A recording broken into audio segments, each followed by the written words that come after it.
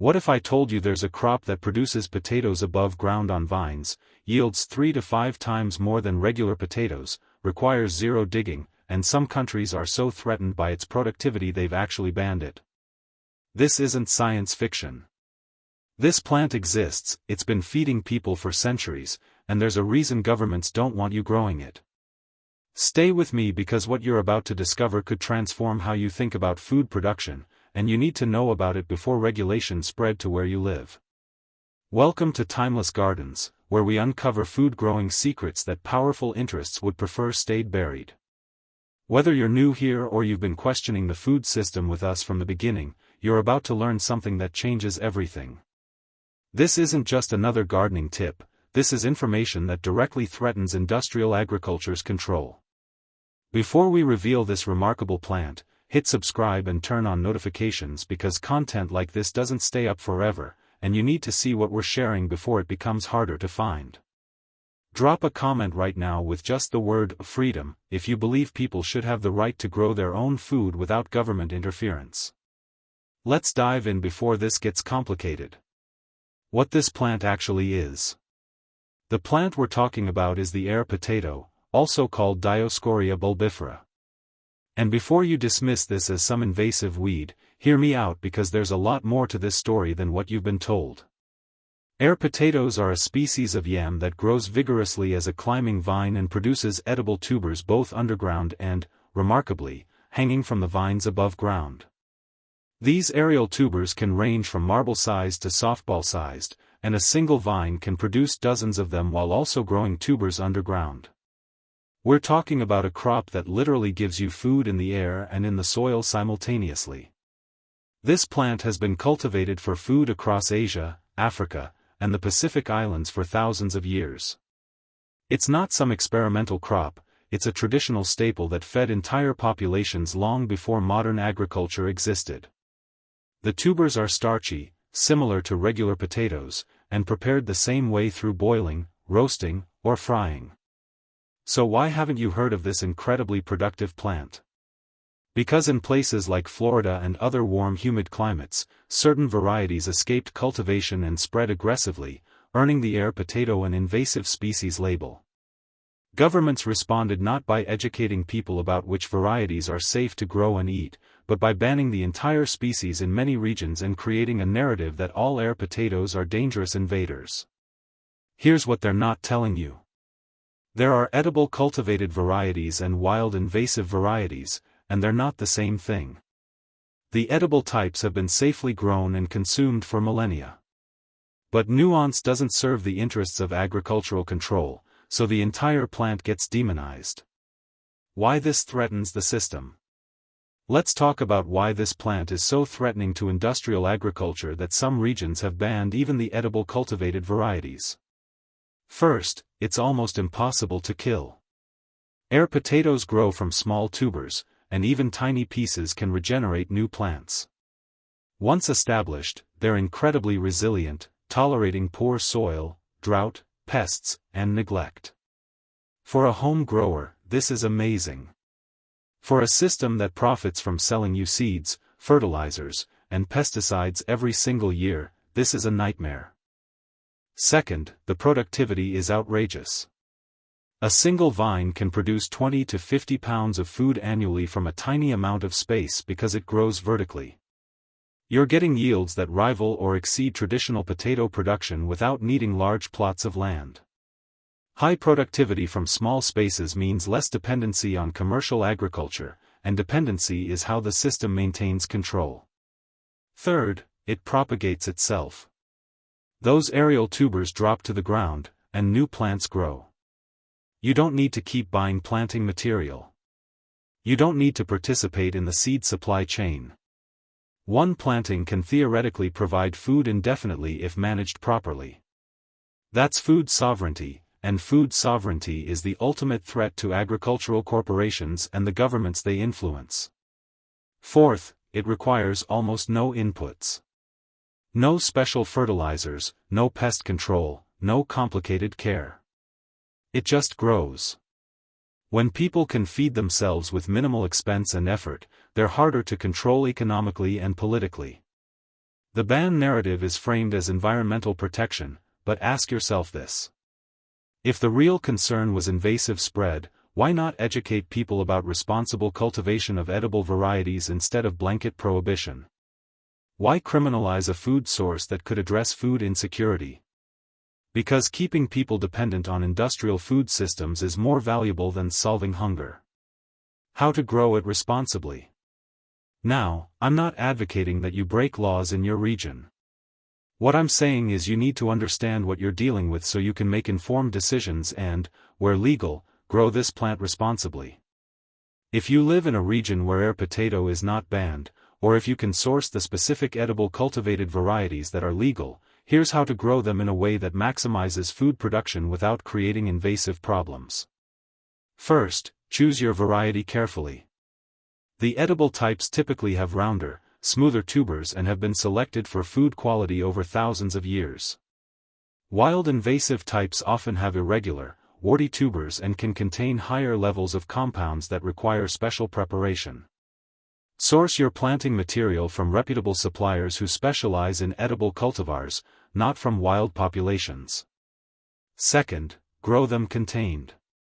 Use a strong trellis or fence as support, and plant in an area where you can manage spread. Some growers plant air potatoes in large containers or raised beds to physically contain the underground tubers. Above ground, harvest the aerial tubers regularly before they drop and establish new plants. Responsible cultivation means actively managing the plant, not letting it run wild. Third, treat it like any perennial crop. Dedicate a specific area to it, harvest consistently, and remove any volunteer plants that appear outside your designated growing zone. This is no different from managing bamboo, mint, or any other vigorous plant. With attention, it's completely manageable. The growth process is straightforward. Plant tubers in spring after last frost, provide a sturdy vertical support, and water until established. The vine will grow rapidly, climbing whatever structure you provide. By late summer and fall, aerial tubers will form along the vine. Harvest these as they mature, and in fall after the vine dies back from frost, harvest the underground tubers if your variety produces them. Processing the tubers is important. Some varieties contain Dioscorea, a compound that can cause digestive upset if eaten raw. Traditional preparation involves peeling, boiling in multiple changes of water, or soaking overnight before cooking. Once properly prepared, they're safe and nutritious, similar to other starchy staples. Quick pause because I need to know this information is reaching you. If you're realizing that a highly productive food crop is being restricted not for safety but for control, hit that like button so this video reaches more people before it gets buried. And comment below telling me if air potato is legal where you live or if you've ever grown or eaten it. Your experiences matter and they help others learn. Let's continue. The bigger picture. This isn't really about air potatoes. It's about a pattern of criminalizing food independence. Look at the history. Governments have banned rainwater collection in some places, made backyard chickens illegal in others, and created regulations that make small-scale food production difficult or impossible. The air potato ban fits this pattern perfectly. A plant that could feed people inexpensively and abundantly is labeled dangerous, not because it truly threatens ecosystems in controlled cultivation, but because it threatens economic systems. The narrative is always the same. It's for your safety, for the environment, for the public good. But the result is always the same too. Increased dependence on industrial food systems, reduced individual autonomy, and criminalization of self-sufficiency. Here's what they don't want you thinking about. If air potato is so invasive and dangerous, why do millions of people across Asia and Africa still grow and eat it safely? Why hasn't it destroyed ecosystems in regions where it's been cultivated for thousands of years? Because the problem isn't the plant, it's the lack of knowledge about proper management combined with a convenient excuse to restrict food sovereignty. This matters because air potato is just one example. There are other highly productive, low-maintenance food plants that face similar restrictions or stigma. Amaranth was banned by Spanish colonizers because it enabled Aztec food independence.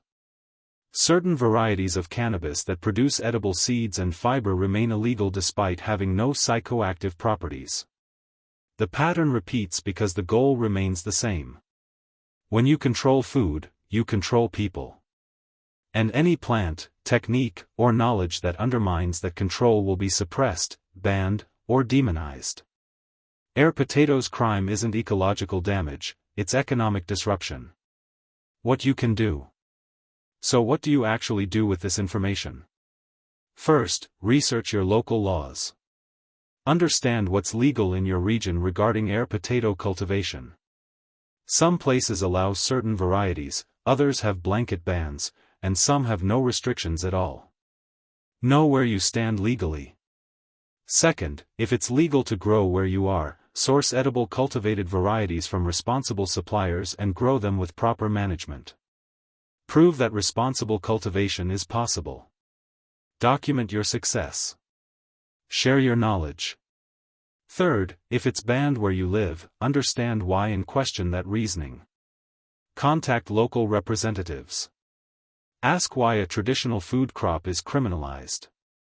Demand nuance in regulations that distinguish between responsible cultivation and invasive spread. Policy changes when enough people push back with informed questions. Fourth, learn about other restricted or stigmatized food plants. Educate yourself about why these restrictions exist and who benefits from them. Knowledge is the first step toward reclaiming food sovereignty. And fifth, grow whatever you legally can that increases your food independence. Whether it's air potato or any other high-yield, low-maintenance crop, every step toward self-sufficiency is a step away from systemic control. There you have it. The air potato is a high-yield, low-maintenance crop that produces food above and below ground, has fed people for millennia, and faces bans in multiple regions not because it's truly dangerous but because it's too productive and too independent. This is information they'd prefer you didn't have. If this opened your eyes to how food regulations serve control more than safety, share this video. Hit that like button, and if you're not subscribed, subscribe now because we're committed to uncovering the truths that threaten powerful interests. Comment below with your thoughts, your local laws, or your experiences with restricted food crops. I want to hear from you. Thank you for watching. Remember, the right to grow your own food is fundamental, and any system that criminalizes self-sufficiency is a system worth questioning. Stay informed, stay curious, and never stop asking who benefits when knowledge is suppressed. Until next time, keep growing freedom.